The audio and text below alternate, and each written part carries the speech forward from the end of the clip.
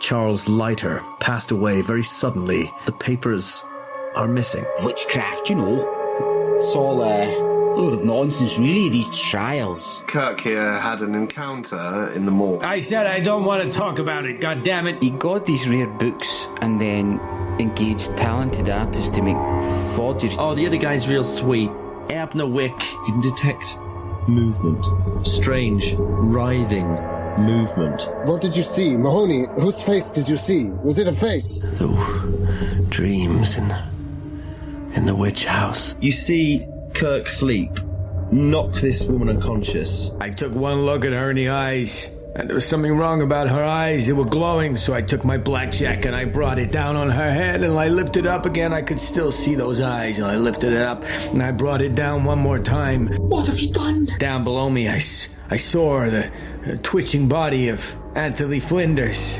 It was his turn. He's murdered Lydia. He's lost it. He's totally lost it this time. Yeah, the fella hanged himself last night. I realized the people I was firing at were my friends. I heard a voice telling me that the people I was firing at were my friends, and there was no need for this kind of conduct. We need to get out of here right now. We should leave now. Scheiße, I never found out about his hands. Did either of you ask about his hands? At which point, Dr. Montrose leaps out the car and just starts running. Sure. I'm done with this. This is madness. I'm a librarian. On the wind, it's a smell like lavender and rotting flowers. My, what is going on? Why don't we decamp to my shop? It's only around the corner. The final shot would be him looking up and down the street and then shutting the shop door and pulling the blinds down. And so to any passerby, it would appear completely dead inside.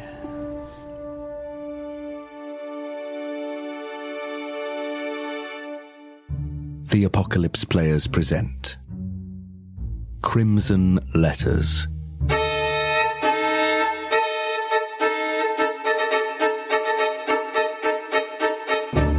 A Call of Cthulhu 7th edition scenario by Alan Bligh. Starring Joseph Chance as Dr. Jonas Steinweg, Danann McAleer as Professor Duckworth, Dan Wheeler as Kirk Sleep, P.I. With our special guests, Doug McAndrew as Dr. Althea Montrose and Mike Perceval-Maxwell as P.J. Mahoney.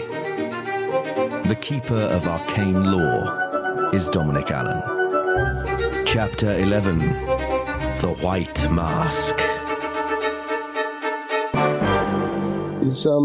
Is Dr. Montrose in a state of agitation, or has she managed to regain some part of her senses? I think probably you've recovered by now. Yeah, I think it was a few rounds. I might just pop my tin and offer her a little bit more cocaine, because I know she had quite a dose at the I'm not sure that any more of that would be a good idea. Thank you, Doctor. No, I understand. Of course, it's not appropriate. I'm sorry. I just thought maybe you little one. I had quite the turn between one thing and another. A cup of tea would be better, Mr. Wick. Yeah. Could you put the kettle on? I could murder a cup of tea. Ah, yes, of course. Of course, a cup of tea coming right up. Give me one moment. Why don't you go and make yourselves comfortable in the front? This way, and you're at the back of the shop. So there's this sort of covered loading bay, and there's a door, the back door to the shop when he gets his keys out and unlocks it. It's a sturdy metal door, and it opens directly into a storeroom where there's lots of packing crates and shelving. There are two doors to your left as you go in, and through the boxes and crates to your right there is the door into the shop, which he gestures to flamboyantly and says, "Oh, go sit, make yourselves comfortable. I'll get the tea. And what would everyone else like? Sherry, port?" I'll have a Horlicks straight up, no junk in it. A malty drink. Just a coffee for me. I'll be fine. Yes, good, very good. Well, a glass of milk. If I'm sure we have. Oh, yeah, the sherry would be lovely. Thank you. Bourbon. I think we can stretch to bourbon, yes. Well, yes, make yourselves comfortable. I won't be a moment. And he sort of waddles through the crates to the second door on the left and opens it and closes it behind him. And ostensibly no one is here with us? Yeah, it doesn't seem to be. Can I do a little just...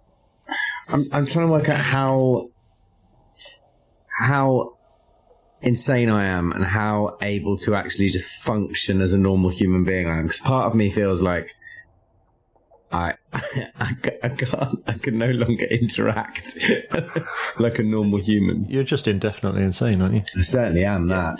Yeah, but I was You're subject to delusions, but I was talked down after the last bout, right? I'm in a state of great fragility, I think is. I'm in a state of great fragility, but currently able to function. Yeah. Fine, okay. You're not. Okay. Yeah. If you lose a point of sanity, you'll have about a man. Well, of course, yeah. But I just wanted to check that I can role play as someone who's able to use his brain in a normal way. Yeah. Okay, It's not really until you get to 0 sanity that you kind of lose the ability. Well, not long then. It might be tonight. You might be subject to delusions, but you can do a reality check if you think that you are. Thanks. Yes, what do you want to do? Seeing Sleep's mouth moving a lot, I think he thinks that he isn't doing it. But he's sort of talking to himself about how much he believes. I'm getting little phrases maybe about, am I able to function? Who am I? What am I supposed to be able to doing? I lean over to Duckworth and I say, do you think, Dr. Duckworth, how many more times can you out-narrate Mr. Sleep? Do you think maybe one more time in a crisis? Something of a quandary. I've never... Twice I thought was remarkable, but one more time, I think these things come in threes, do they not? Do you think I've never narrated someone out of madness more than once. The second go was... Would you like to attend to him, or shall I? Perhaps you. Very, very good. Perhaps somebody could assist Mr. Mahoney in casing the joint? Yes. And I look at meaningfully across the other three, and then I nip over with a light foot, almost excited to get to the permanently insane. I mean, the private investigator. Well, so PJ's not really interested in this discussion about how sane or insane Kirk is at the moment. This is that's all above his head. All this talking about delusions and having cocaine and stuff like that is not really exactly his cup of tea. So he's just kind of been wandering around the room, almost aimlessly, but just sort of surveying the room, and maybe if there's a little ornament or something like that, just picking it up and having a look at it and putting it back down again. And you're still in the storeroom. Oh, we're still in the storeroom. Oh no, you can have gone through into the shop if you want. Well, I wasn't quite sure exactly where we were left. I think we were. He sort of left you in the storeroom, but gestured to the. Yeah. Well, I'll have a wee scope around the storeroom as well first. Unless everything is all kind of packed up. It is all mainly packed up into crates and boxes. Okay. If there's not a box with a lid that can just be lifted and opened, or. Oh yeah, there's some like that. Yeah, I'll have a wee nosy about and see what's inside a couple of crates then. Marked for attention of the Ivory Wind. I'm not going to try and force a crowbar a crate open or anything like that. But no, just whatever. I know we nosy about. Yeah, give me a spot hidden roll. Maybe there'll be something. Roll. So, what's my spot hidden? Spot hidden sort of almost all right. A 0-4 under 5. Goodness me, extreme success. That's what we want. So you poke your nose in a few boxes and crates. Some of them have one of them's got some sort of fancy lamp in there. Another one has it's a crate of different shoes. It's just lots of shoes.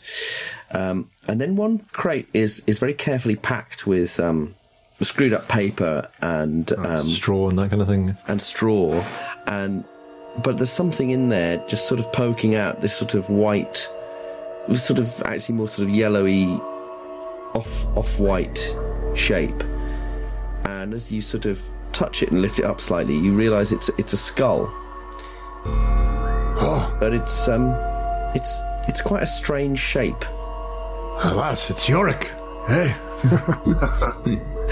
It's. Do you hold it up like that? Yeah. Wow.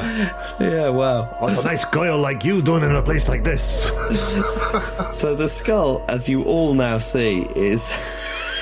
the skull itself is unnaturally elongated. It's sort of like, it's sort of long and strangely shaped. And the teeth... Oh, they had to take the suction cup to you when you were born, didn't they? The teeth are really sharp. They don't look like, they're not square, rectangular. They look more canine than that. What? Is there a chance that I don't see that as I'm busy going over to Mr. Sleep? Some kind of ape or skull or something? Look what I found. And then I hear him say that, and so instinctively I go, what's that? I've never seen nothing like this before. Could I roll anthropology? Please do. Just see if it looks like a sort of... or natural world, or biology, or a birth defect, or Cthulhu mythos, or... Yeah. Or Cthulhu mythos. Can I simultaneously roll not understanding what I'm seeing skill? It's not quite an extreme success, but it's a hard success. 7 on a 26. I'm aware maybe of the San Pedro mummy, which I think was like 1850s. It was discovered, the diminutive figure they found when gold mining with the canine teeth. Yeah, but it's very like that. Yeah, this must be very valuable, and it's certainly odd. It's very unusual. It looks authentic. It doesn't look like a hoax. Yeah, very strange. But it looks... Would my instinct be that it's perhaps an old sort of skull from perhaps because I'm aware, obviously, head binding and things like that. Does it look like something that's a birth defect or something that's natural, as much as natural might be? How well did you roll again? You got a hard success. It's not something that you recognise from any culture on Earth.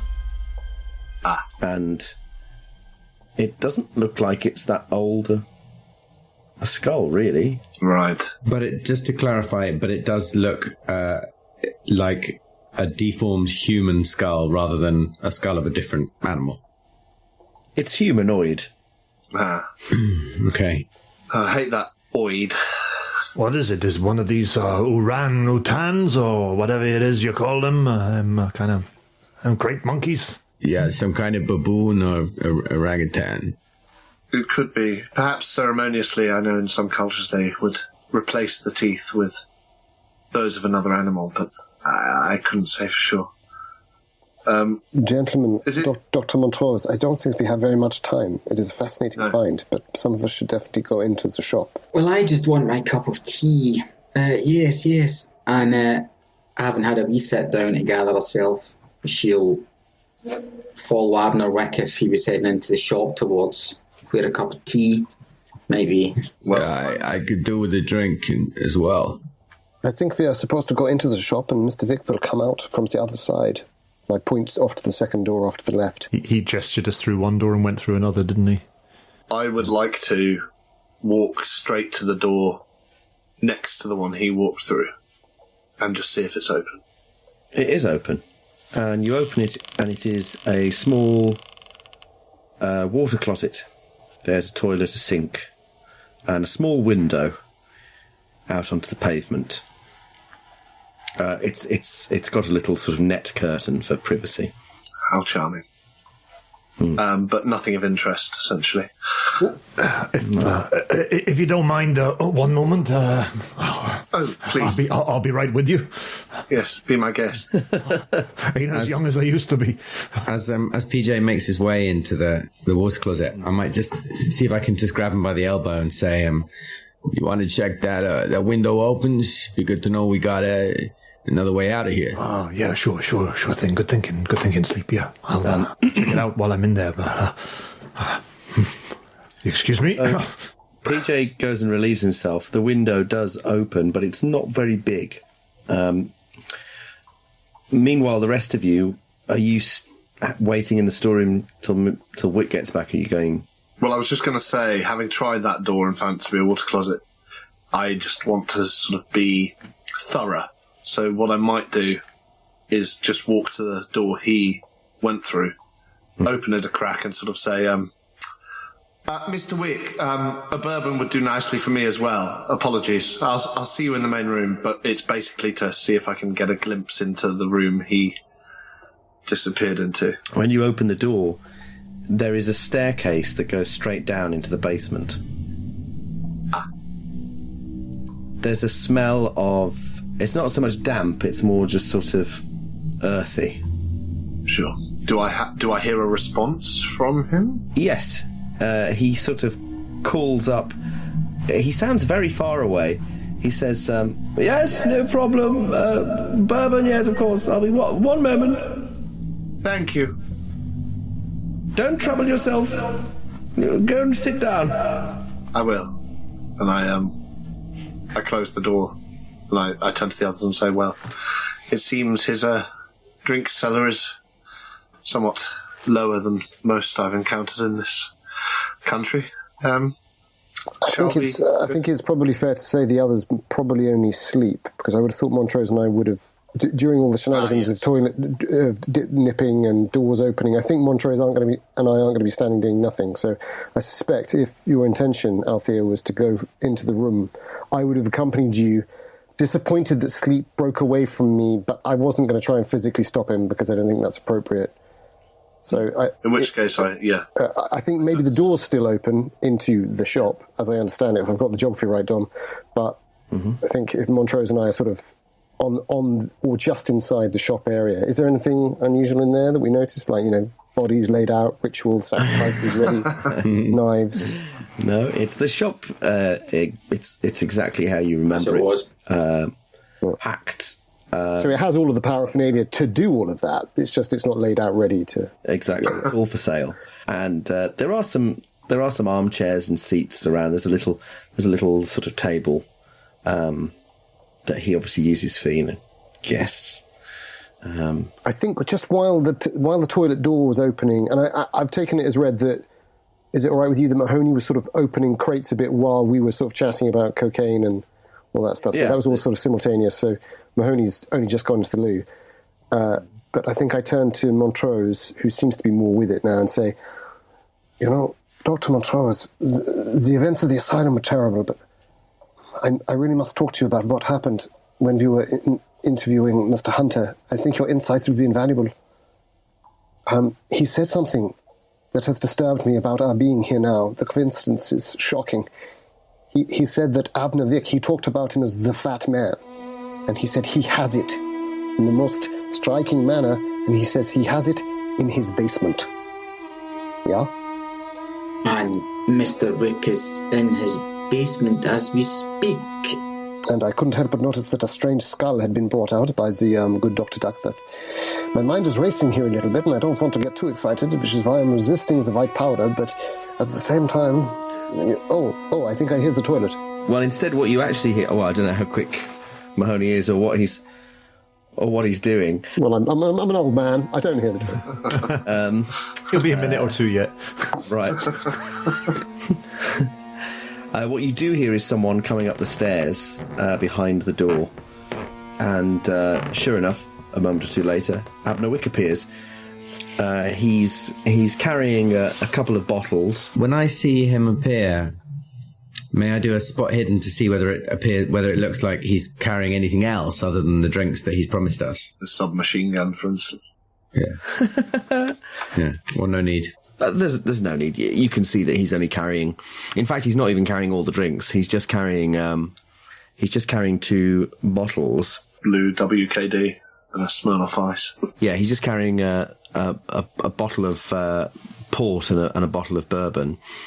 And he says, yes, Carla is coming up with the tea and coffee momentarily.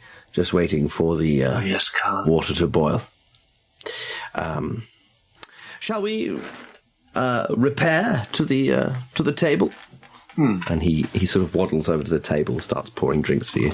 At this point, there is the sound of a flushing toilet, and And PJ reappears, closing the door behind him, and says, "Oh, that's a load off. I'd give that a few minutes if I was you." Just to clarify, were any of you still in the storeroom when Abner Wick came up the stairs, or I had you all think moved through? me and Sleep were, Yeah. unless I'm wrong. I think so. That's okay. In which case, so Mahoney comes out the toilet and, he says, "Oh, no, you're just in the nick of time. The coffee will be up in just a moment." Oh, okay, thanks.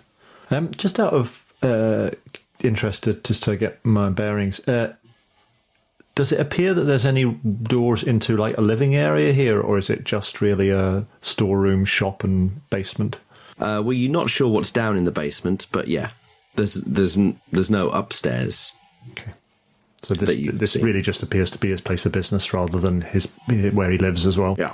I lean over to Montrose and I say, "Interesting. I don't think we met Carlo before." No, he was in the shop on his own, was he not? Well, there was Hector and there was Amma, I believe, and now there was a third. Carlo. Numbers. Carlo. Oh, well, we're in the. I'm keeping my voice low on that one. You're in the other room, right? I think I said everything else loudly, so I would have thought Sleep heard everything that I said about the. I mean, you two knew it already because you were down in the asylum with me about the basement. But I did not. But I don't know if Tom, if you're. Is it fair to say Sleep knows what I said about the basement? I think if you said that in a different room to me, I think I probably don't. Door's open. And we're only through the room. You're cool, Dom. I just didn't want to slow things down by having to repeat things. So you say what were you saying about the basement? What I was saying is about the Carlo thing was between just me and Montrose, is what I'm saying. Right. I'm thinking numbers of servants. But the revelation about that you got from this stuff, I probably wouldn't have raised. But yeah, you're right. I would have kept my voice low. You're right, Dan. Fat man. Yeah. Is it a warning, ref? It's not a yellow card, is it? It's just. I won't come in heavy again. I'm just nervous. So we're all in the kind of shop area now. Have I got that right? Yeah. I guess we've all made our way through, have we? Yeah. Yeah. Are there places for everyone to sit in here? Not comfortably. Sure. But Wick proffers his seat. He sort of is happy to sort of stand and hover unpleasantly close behind you. A couple of feet off the ground. BJ's quite happy to stand. He's, no, I'm good. I used to stand and. Dr. Montrose takes a seat. Yeah, I will as well.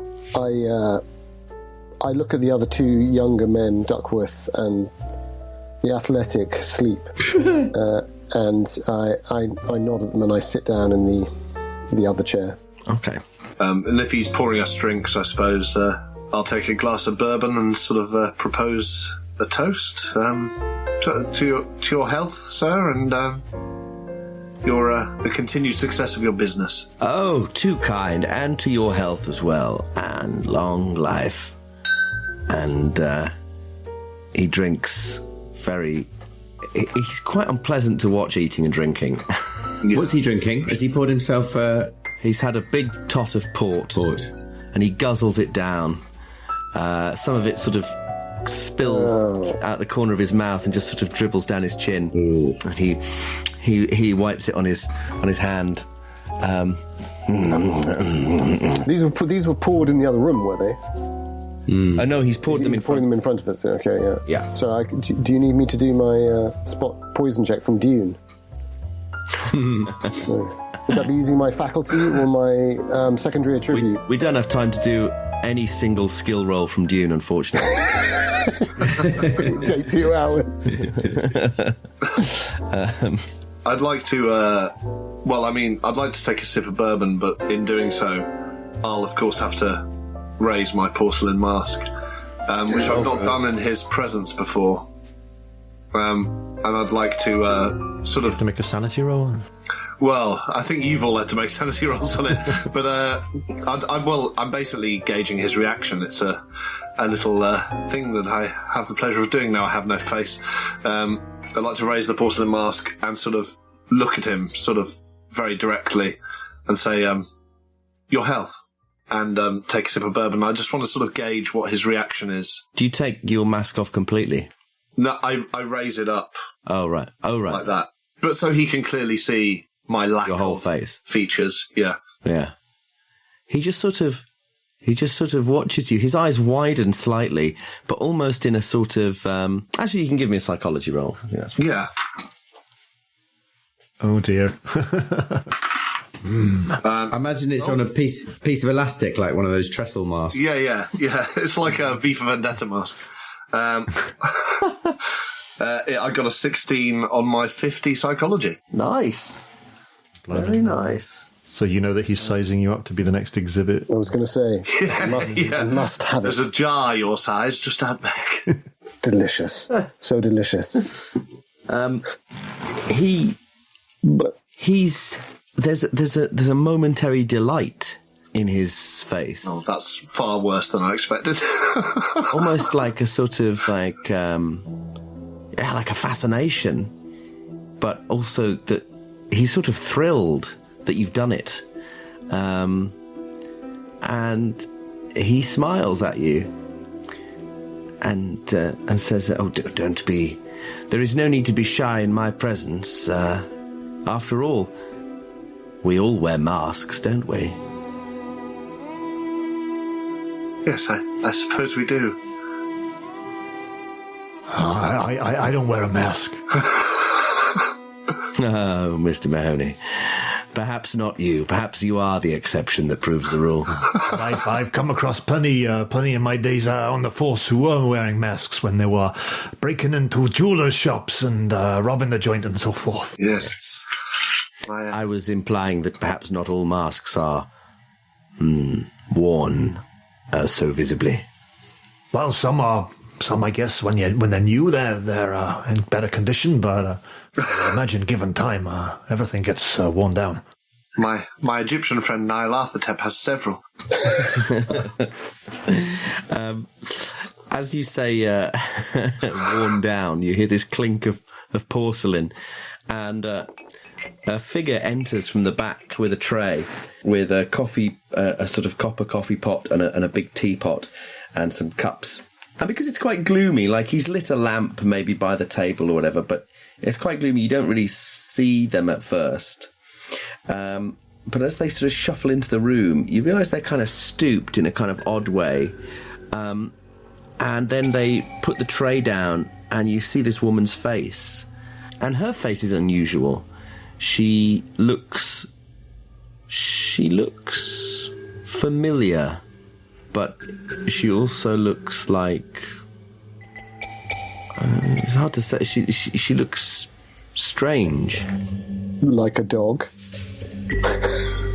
Or like strange like her jaw is weird and she has sharp teeth, or just strange.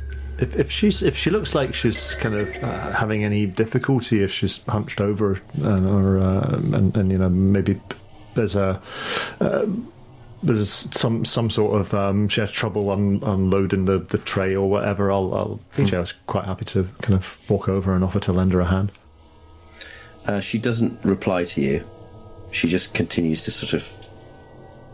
She doesn't seem to be struggling as such. Oh, okay. It's just... at first you maybe thought she might struggle. So I'll pour that for myself. That's all right. Thank you. Oh, you're doing it anyway. Okay. Oh. Actually, she doesn't do the pouring. You see that her hands are... They don't even look like they'll be able to have the finesse to pick up the teapot. Here, allow me. I'll get that. Don't you trouble yourself with. She nods, and Abner says, "Thank you, Carla. You may go for the evening. See you tomorrow." And she sort of nods and leaves.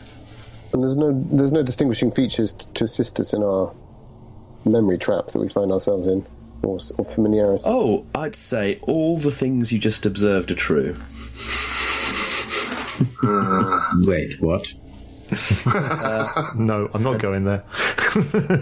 You could give me an intelligence roll if you're trying to pin down why she looks familiar. Do we all find her familiar? That's a good question. I think so, yeah. I'm from this town, so is there, I feel like if I recognise her, there might be a chance she's an ex-client, or...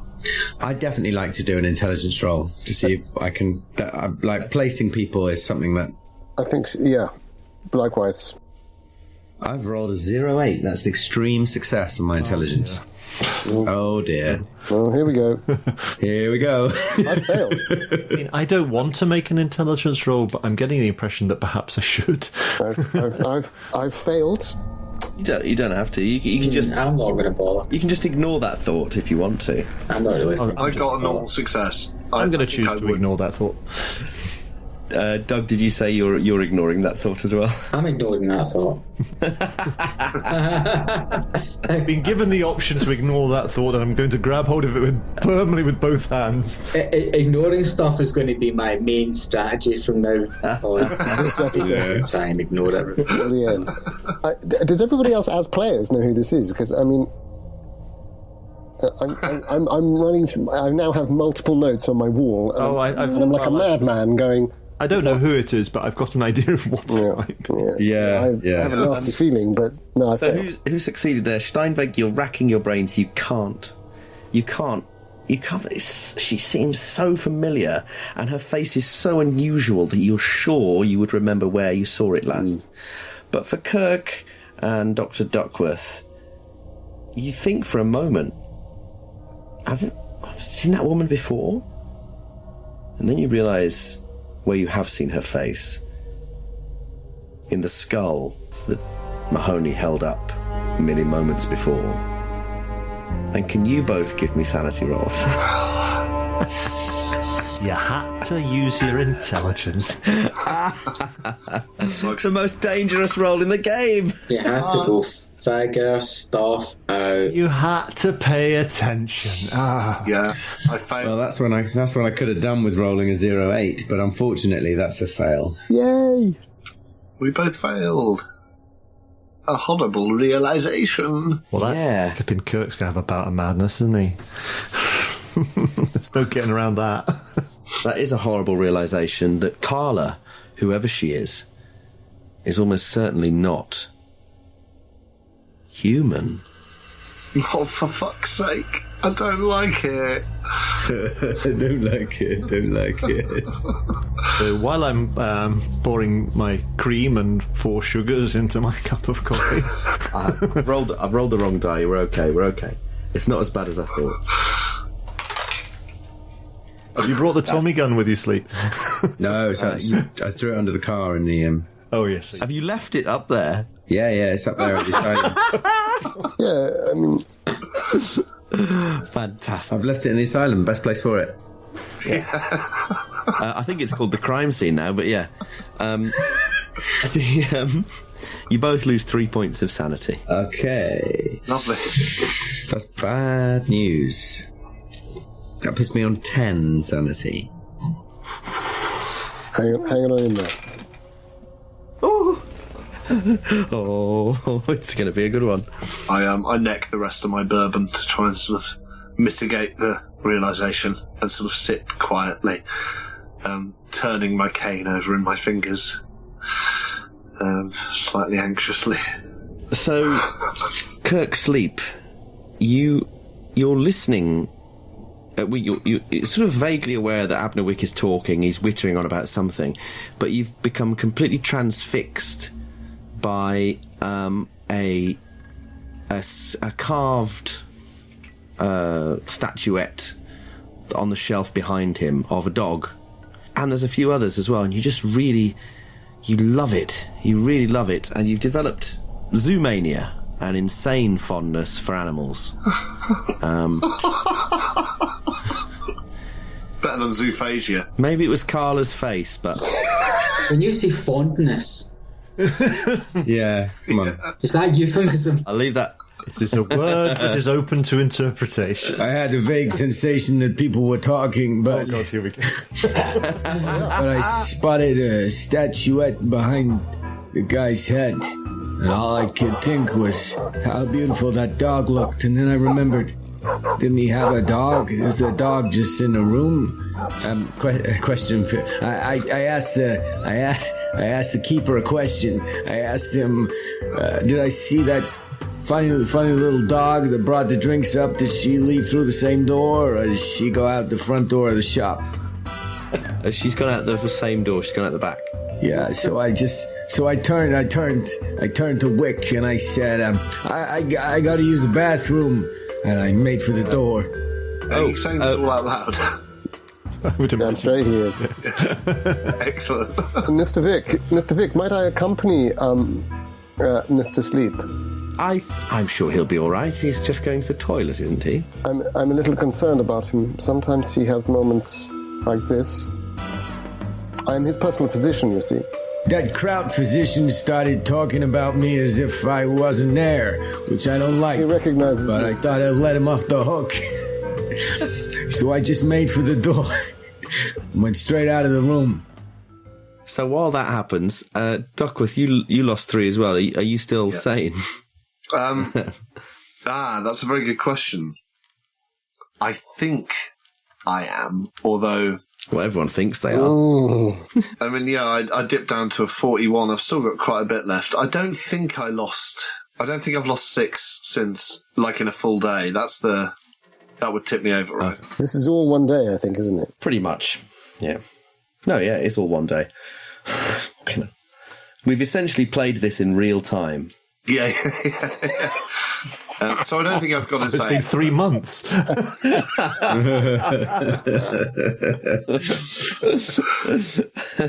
But I'm not happy. It's not. None of it's sitting comfortably, and I'm sort of very anxious. All happened on the same day. Yes, Really? It's practically real time. It's like fucking Reservoir Dogs, but with added lobster dinners. It's a fifth, right? A fifth is the problem in the same day, right? Just to reiterate the basics of rules.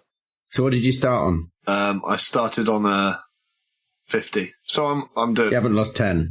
You're all right. No, not quite. But one more point before I sleep, and I'll probably. So yeah, I'd love to just sort of tap my cane to my forehead while I see that Duckworth is draining this bourbon fast and steady, and his I was going to say his face is pale.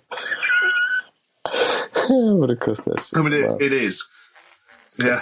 So Kirk and Steinweg are heading at the back towards the toilet. Abner Wick turns to the rest of you and says, well, will they be all right? Yes, I think so. Our friend Kirk is... We all have our issues, don't we? We all have our demons, and he's not having a particularly pleasant evening, but He's having a bad day. He's having a bad day, let's say. Yes, speaking of which, how are things progressing with your Hobhouse Papers problem? Well, any progress? No real progress, I don't believe. No. Say that again. How disappointing. Only Our investigation continues. Yes. We've got a few leads we're chasing down. Oh yes. Yes, such as. Well, I don't know if there's anything's gonna come of them, so we're just working our way through. Yes. Eliminating as we go along. We've found down a few cul-de-sacs, and we've a couple of streets left to try. So these things sometimes take time. And what is your next street? Well, Well, what thoughts have crossed your mind, Mr. Wick? Yes. Any progress yourself? Well, I have my ear to the ground, so to speak, and I do have a small concern that if the witch papers aren't recovered soon, there may be a complication for all of us. And let us say that whatever the university have said or insisted, the real situation is much more pressing. I see. Of course, they wouldn't know about that. Care to illuminate us as to the details of this? let's just say that if you do find those original papers, it would very much behoove you to bring them to someone with the correct expertise. And that, my friends, would be me. Expertise in what way? Sorry, I don't follow exactly. No.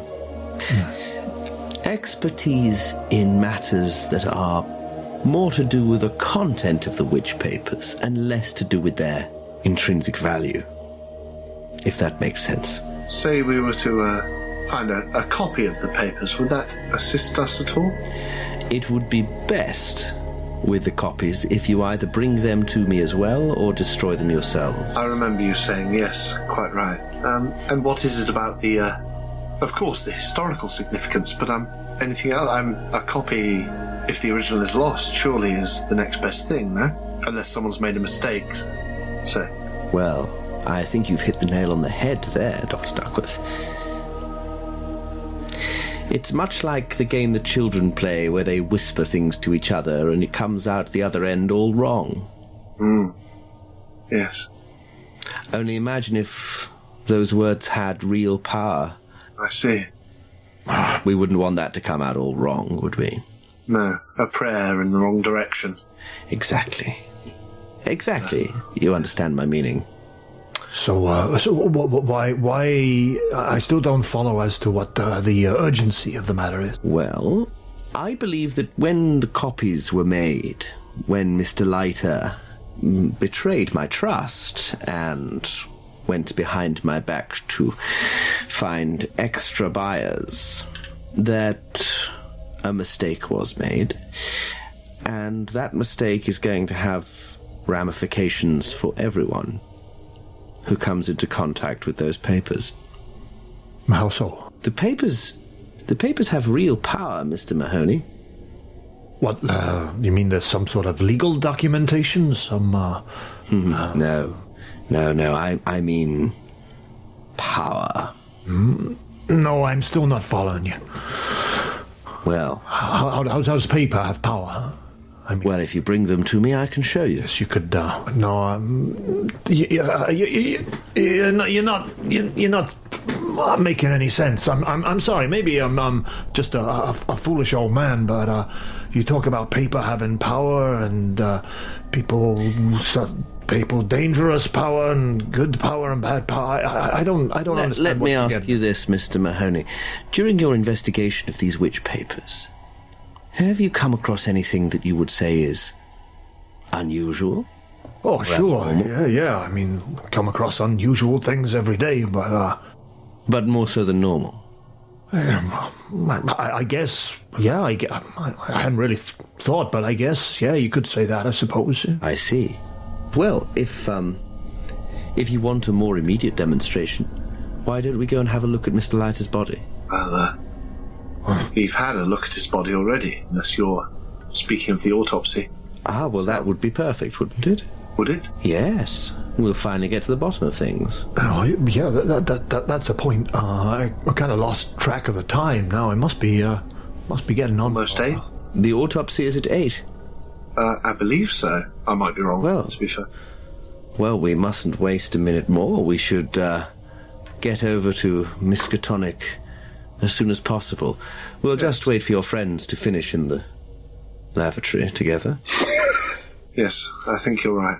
And I pour myself another bourbon. So, Mr. Wick, I'm still trying to piece this together. You're saying that the real papers, the actual genuine article, so to speak, that's got a kind of a power to it, which I don't claim to understand, but okay, for the sake of argument, I'll go along. And if there's a copy of it and it's not been copied correctly or properly, then it's got a power too, but it's kind of gone wrong or something. Is that what am I understanding you correctly? I think you're understanding me perfectly, Mr. Mahoney. Oh, I wish I could say the same. I think of it. I think of it as, say, the Dead Sea Scrolls or an original Gospel of the Bible, will of course hold more power to believers. Oh yeah, like some sort of a religious text or something like that. Yeah, the power of belief. Yeah, no, I think I understand. I follow. Yeah. I think that's what our friend here means. As Abner Wick takes another long drink of port and doesn't answer you, in the other room, what's going on? I walk out of the room. I walked out of the room, went up to the bathroom door, gave it a slam, make it sound like I was visiting the pisser, and what does American call a toilet? Make it sound like I was visiting the John. I like pisser, yeah, very good. Visiting the John. That crouched shrink was still following me. He followed you stealthily. And then he's following me stealthily. I didn't even know about it until later. I turned around. Doctor narrated everything that was happening. Pricked up my ears. Could I hear the sound of that little dog? Could I smell it? Could I track it? I'd like to get this straight. You've gone into the toilet.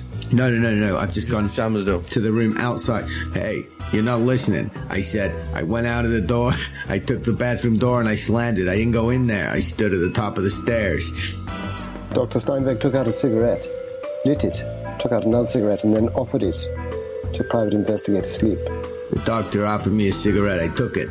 I took that cigarette and I looked around and I had to listen to see if I could hear that little doggy. So what's your plan, Dr.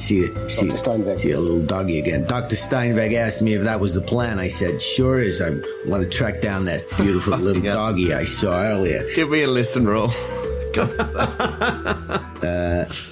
No, that's a fail on my listen. You can't hear anything over your hard-boiled monologue. Would you allow me to do a track roll to see whether I can see where what I think is the dog has gone? Yes. Yeah, that's fine. My track is very bad, so yeah, I failed that as well.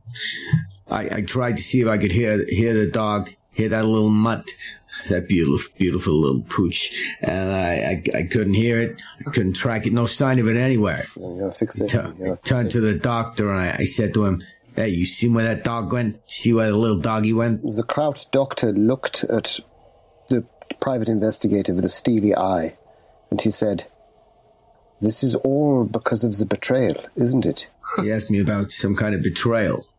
If I could remember every betrayal I've ever experienced in my 49 years, then, well, maybe I'd write a book. Just like the victim, said Dr. Steinweg, the Kraut doctor. The doctor said, just like the victim. I thought, what kind of victim he's talking about? If he's so many victims past few days, I can't keep track. Professor Leiter, says the doctor. He is the victim that we have taken the case for. We are working together. I'm like your partner now.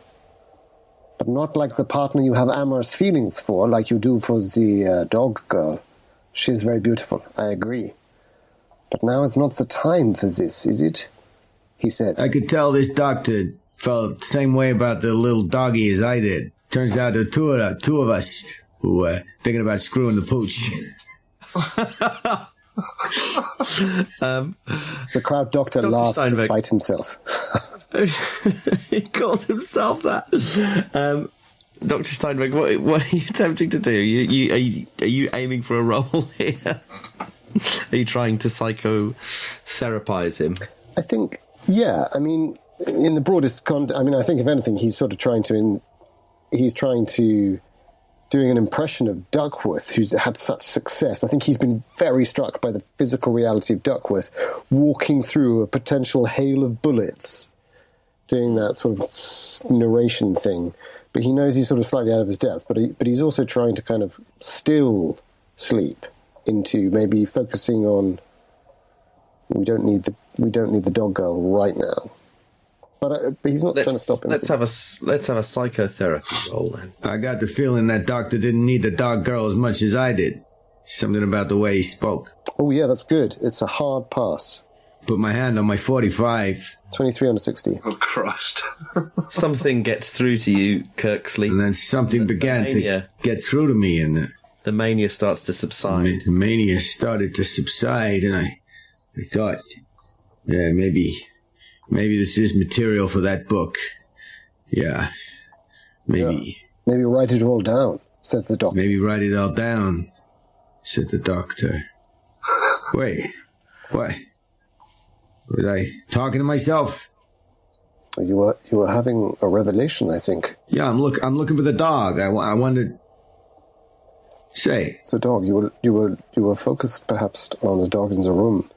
Say, doctor, you wanna have a look down those stairs? Why don't we do that very quickly? Yeah, very quickly. Do you want to both give me a listen roll? Yeah. I've already rolled listen, so I'm not going to do it again. Okay. I have passed. No, I haven't. Shit. Actually, I'm going to spend 1 luck. Yes, you are. Ooh. Definitely. Yes, I am. Although I've spent quite a lot of luck, it turns out. Okay, good. So, I'm going to spend 1 luck and pass that roll. You can hear 2 voices coming from somewhere down those stairs. You can just about make out a little bit of what they're saying. I gesture for Sleep to be silent, then bring him over to the door. Their voices are guttural and croaky, and you can hear a sort of, you think perhaps a female voice saying, "What do you mean? What do you mean? He's gone." And then a male sort of voice says, "I opened the trunk and he was gone." Sleep. There's something very important I have to tell you. When we were interviewing Cecil Hunter, no, I don't think it's the dog. Listen to me. I think when we were interviewing Cecil Hunter, he said, and the man is mad, but he said the big fat man, and I think he means Avner Vick, has it in the basement. It said, he is in the basement. Well, should we go and look for it in the basement? I don't know if that is wise. I feel the others will miss us very quickly. And if there are 2 people down there, it will turn to conflict fast, yes. I cannot think. I have this, and he takes out Flinders' pendant. It is the only piece in the game that I don't know how we might be able to use it. I don't think it is of anything particular worth to Mr. Vick, but I know that it meant something a great deal to Mr. Flinders. He believed that it carried the power of this witch figure, this Keziah Mason. I feel we are so close now. So close. That's right. Yeah. Well, you don't want to try and sneak down there now and have a snoop around, or maybe come back later? I think we have to come back. When there are more of us and we know what we can do. Is there something, maybe the window, something we can make? You said the toilet window, could we? And I actually dash over to the toilet door. Mm-hmm. Is there some way that we can rig it, that we can get back in? Yeah, let me take a look at that. You just keep an eye out for that dog. Yeah, you go to the toilet, and I start smoking, and I close the door on him if I have to. So I see if I can, I go in the bathroom and see if I can sort of, I don't know, if it's got a little catch, snap the catch off or something so it can't be locked from the inside. Yeah, I think you can probably do that. I'm guessing you want to do it quietly. Yeah, I mean, do you want a locksmith roll or something? Yeah.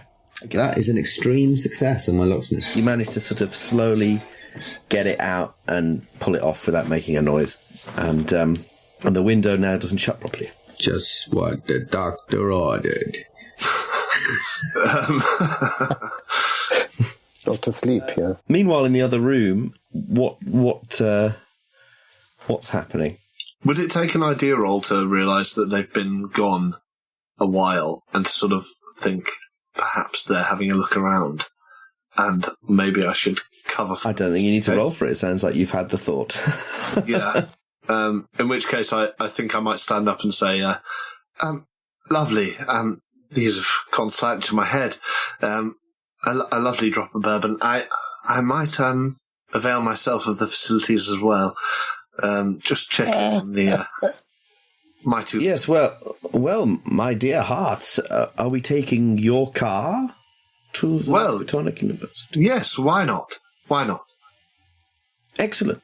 And he makes his way to the door. Yes, my car will be just the ticket. Saves us ordering a cab. Well, you feel free to use the facilities, and let's gather your friends if we're all in agreement. Why not? Have another drink. I feel like I may be a couple of moments without going into too much detail. As we're kind of heading out, I suppose, into the back into the sort of storeroom area as well. If PJ can get a moment where Dr. Montrose and he are kind of hanging back a little bit, he's just gonna whisper in her ear, "What do you make of all this, Dr. Montrose? I don't know about this guy. He's talking about people with power, and the people here, the work here, they seem a bit odd, but I don't know. I can't think straight after that asylum. My head, it's thumping. I don't know. What about sleep? I mean, he started going off talking. Oh, yeah, maybe a glass of water or something you should have. I'll be all right. I think it's just been a long day. But yes, Mr. Sleep, he's in poor shape, you know. I think he's dangerous. He was doing that talking to himself thing again that he was doing earlier on. Aye, as for Mr. Rick, I don't know. He's inferring... Well, these are papers pertaining to witchcraft. Now, what is it witches do, Mr. Mahoney?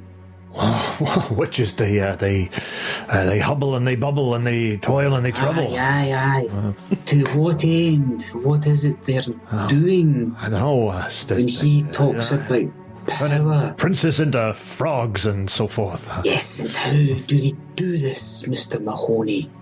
Oh, Say it. You know how. Say the word. Say the word. I don't. It's magic. Yes. Yes.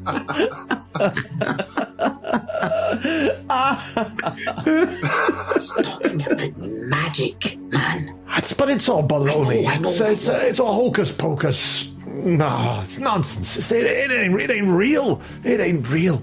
It can't be real. I mean, if it was real, it would challenge everything we believe, everything we hold on to. I know.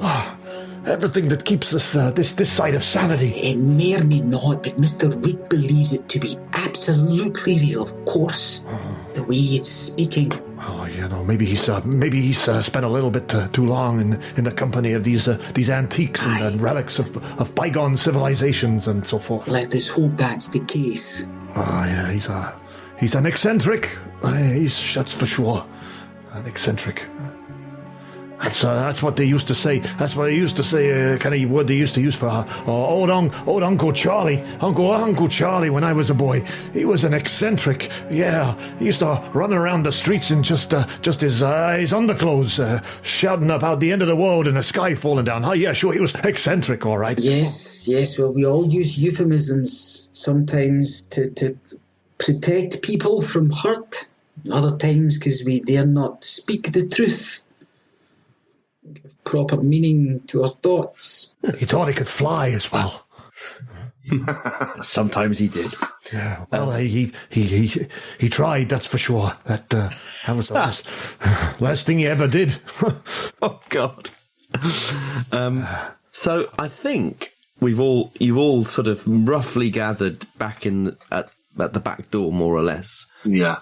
Dr. Duckworth. Oh, yes. And Mr. Sleep is just in the bathroom. Oh, and yes, Mr. Vick. I come out of the bathroom. Say, I apologize for that. I feel much better now. Something disagreed with me. It's good that you've got yourself together there, Sleep. Yeah, good. We're going to the autopsy. Your colleagues have been kind enough to invite me along. Well, that sounds just swell. Should we, you want to take the dog? I'm sorry. Oh. No, excuse me. I think I was maybe thinking of someone else. Ah. In that moment of awkwardness, I'll just avail myself of the toilet.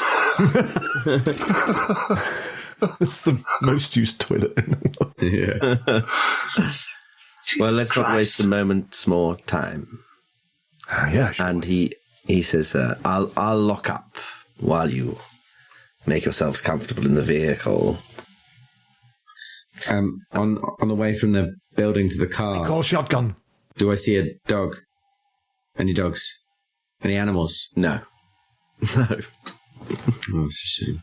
So the moment Steinweg clears the door, he pops his tin and rubs a bit of cocaine into his gums, and then just sniffs the last of it off his fingers, his hands shaking as he rests it on his cane.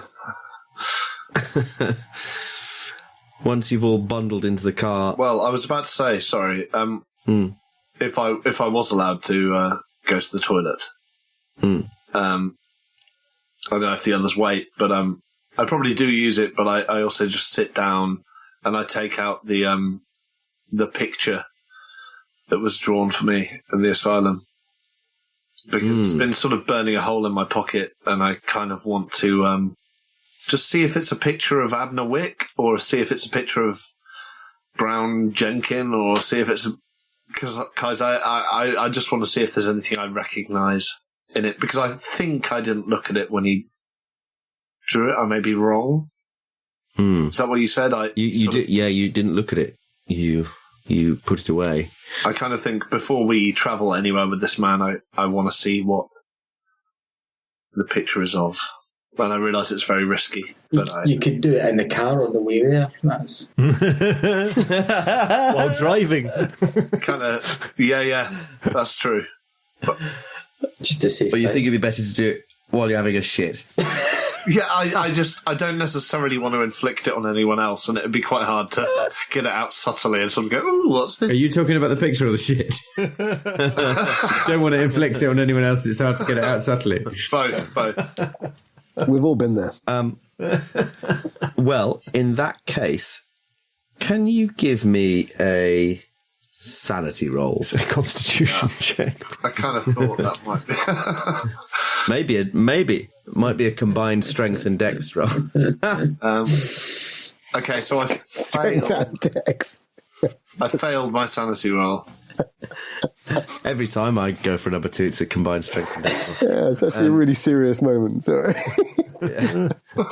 Oh, dear. You failed, you say? Yeah. Oh dear. Oh boy, here we go. How many points off This indefinite? toilet is doomed for us. He's going crazy. Okay. You're going to go on a violent rage and just smash the toilet up. I think it's important that I state Not that another one. I've just stepped outside the threshold and I'm leaning on my cane. I'm not going to the car at this particular point until everyone's there. It did occur to me as well when Kirk was looking for a dog that he might remember that there's a lovely little statuette of a dog in the shop. Yeah, but Don't leave that behind. I want a real dog. Unfortunately, it's a pencil sharpener. Different kind of show. Or is it? It's just got a mortball so grid, isn't it? Yeah. So you lose 2 sanity points. As you gaze, as soon as your eyes fall on this drawing, you become transfixed by its strangeness. You remember he was sort of sketching this with the pencil in his teeth. Yeah. And at first glance, it's a strange scribble. But then it's like you can see the negative space, and it's moving. It seems to be moving away from you and towards you, almost pulsating. And you think you can make out a face. It's a female face. You think it's maybe Amelia Court, but it could equally be another woman that you don't know.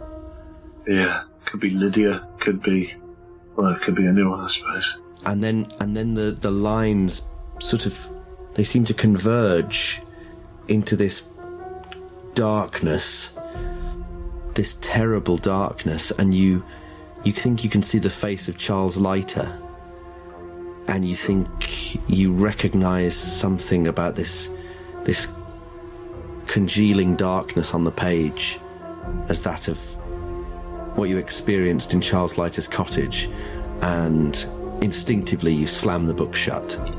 Yeah. I imagine it also calls back to the dust motes and the little specks of light when I poked my face up into the attic in Ross's Corners just before my face was taken away from me forever. Oh, yes. There's something... Yes. Well, I think I've probably just gone insane. Beautifully put. I'm pretty sure the tape is going to back you up on that one. I have a strong suspicion. I am no longer sane. How many sanity points have you got now? Well, 39 out of 50. Yep. Yeah, I'll do it. Just that little... I'll probably do I'll it. do it. I'll do it. So you're indefinitely insane now. Ah, 3 down, 2 to go. Yeah, I was going to say, Mahoney, I'm pretty sure it's me next, Mahoney, so good luck, mate. I was going to say, Hold it together. have all of us had a bout now at some point? I think we have, which means that if we'll all be in underlying... Oh, you haven't? I haven't. You have, right? I have in the cottage. Althea has. Yeah. Christ, so it's just me. Means we're both going to be in underlying insanity, which means that if either of us loses just 1 point, we're going to flip. You're the only one. Hilariously, Why doesn't someone come up with the great idea of going to bed? Having a nurse test. Let's not go and see somebody get a dead body get cut up. the only person I'm worried about is sleep. The rest of you, I think, are fine. You're gonna be disabused of that notion. Yeah, yeah. Really Well, soon. Althea doesn't have a firearm. I don't know. Does Mahoney carry a gun with him? Of course he does. Yeah. Of course you do. You're fucking Americans. Americans. Ex-cop, security guard. He's got all sorts of weapons about his person. PJ Mahoney, mall cop. Yeah. Small cop. No, that is the next... Yeah, hall cop, halls of residence cop. Yeah. He's got his revolver. He's also got a Cold clutch. cop, He's also that's got a pair fine. of brass knuckles in his pocket. Christ. Oh my god. Oh no. Oh my it's god. beautiful. What a role. What's he got? Of all the characters to get this. So just to check, who's opening. not indefinitely insane now? Who's still sane? No one. Me.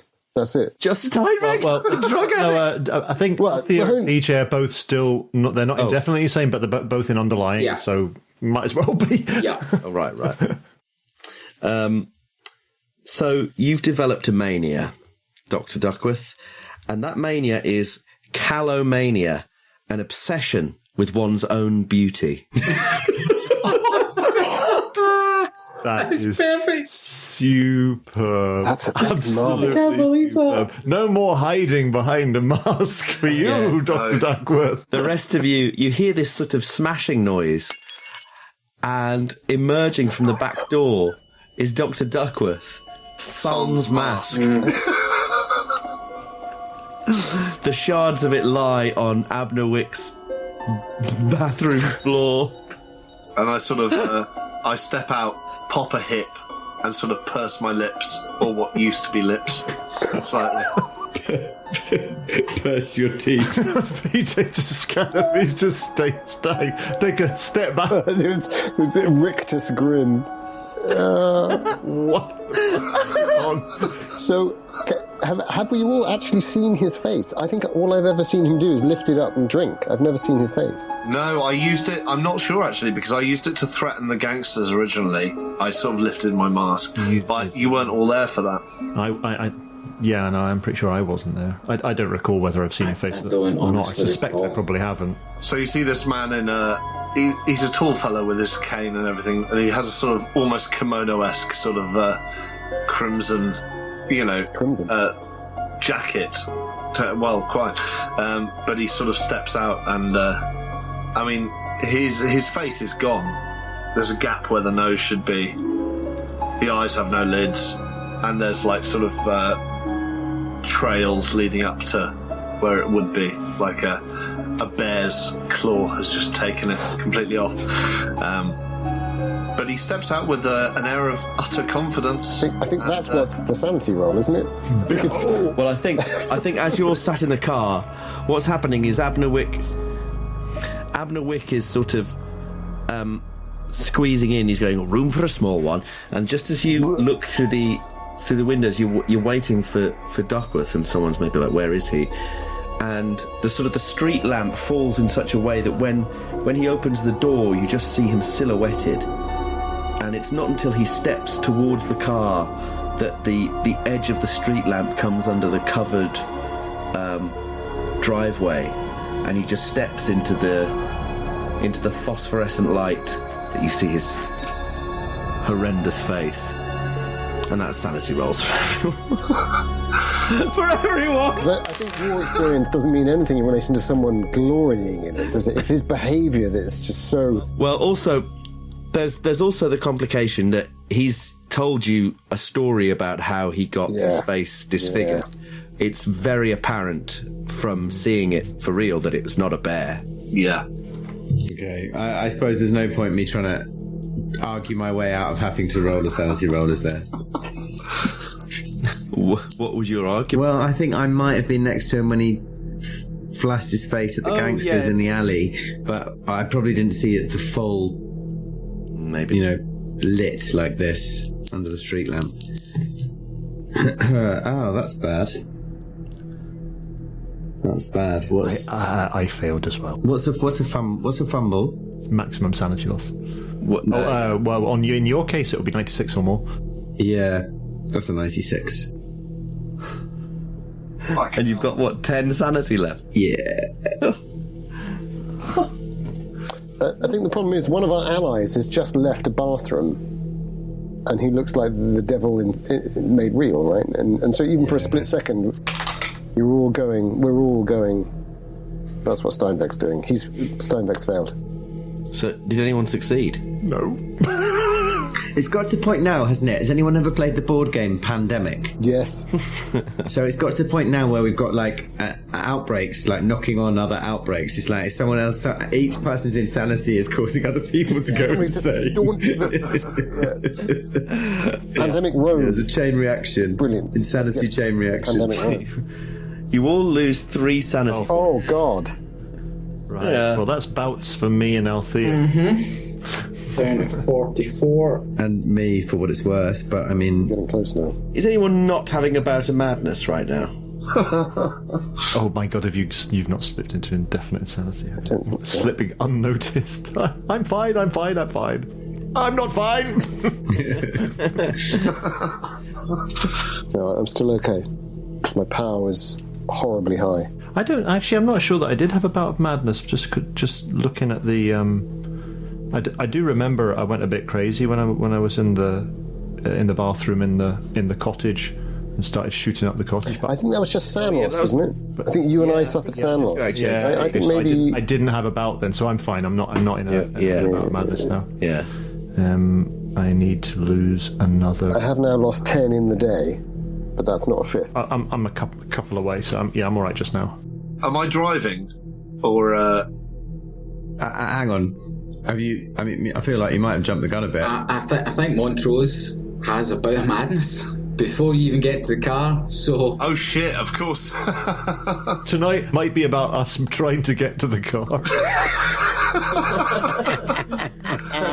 We don't even know we're in it or out of it at the moment. Do you have a significant person, Dr. Montrose? Yes, I do.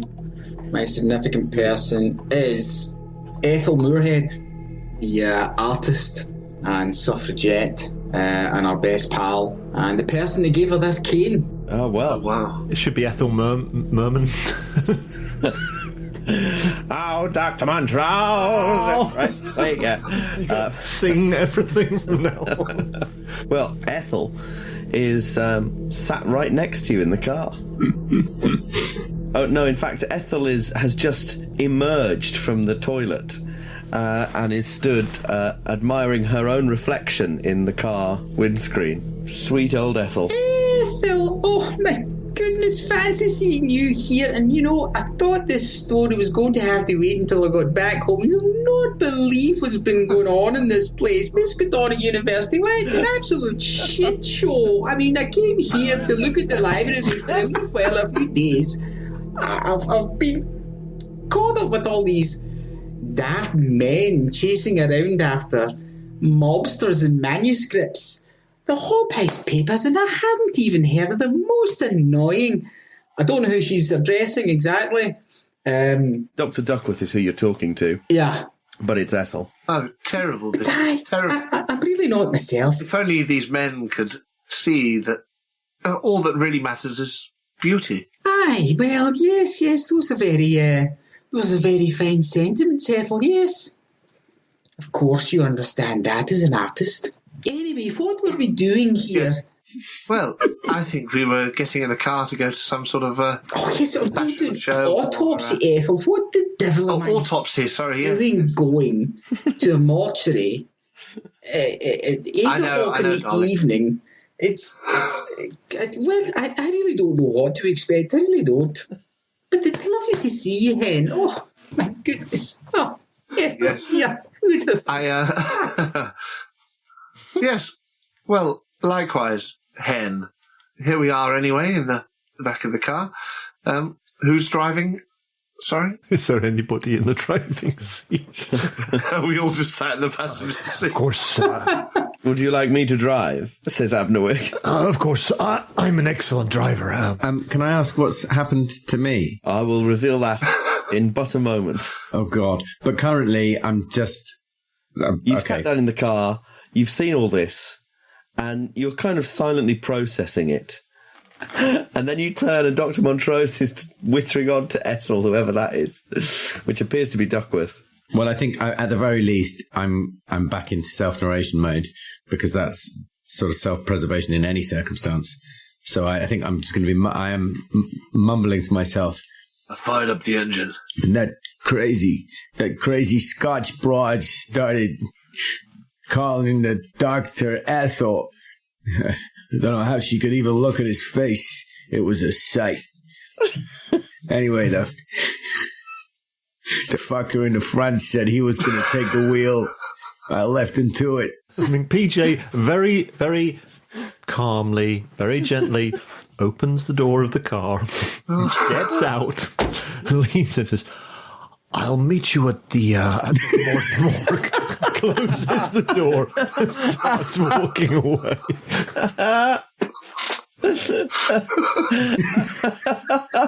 You see him holding up his arm for a taxi. I think Steinweg has just been in total silence. His mouth is open. I mean, he's lost 3 sanity, drinking in the horror of Duckworth. And then finally he sort of snaps out of it and says, My God, the Teufel. I mean, the devil made real. Dr. Duckworth, are you well? Are you all right? Yes, of course. Would you like me to drive? I think that might be for the best, my dear. Why don't I drive? Excellent. Why don't I drive? You sit up front with me. No. I like to keep an eye on the mirrors. And he sort of looks at his sort of lipless grin in the mirrors. Reverse over PJ. All right, Mr. Mahoney, Mr. Mahoney, and I sort of scamper round a little bit faster than I think I'm going because the cocaine is sort of taking hold, and I scamper around and my cane slides out from under me and my feet slide out slightly and I kind of hold on to the car and I'm looking for Mahoney but I can't see him. You probably spot him climbing into a taxi on the other side. It's all too late. By the time it's happening, I go, Time! Mahoney! And just as you pull the car out of the driveway and set off, you get to the first junction, and that's when Kirk's screaming begins.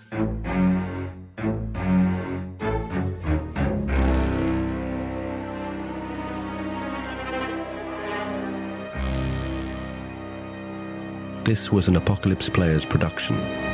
For more information about the podcast, go to apocalypseplayers.com. Thanks for listening. Guys, I think we've got this. I think we're really close. I think we're going to... Oh, yeah. We're going to crack this cake wide. We might lose one or two. We might lose one or two on the way, but I think... I mean, 6 people, 5 of whom are insane, one of which is an alien going to an autopsy. Who's an alien? It's going to go wrong. Yeah.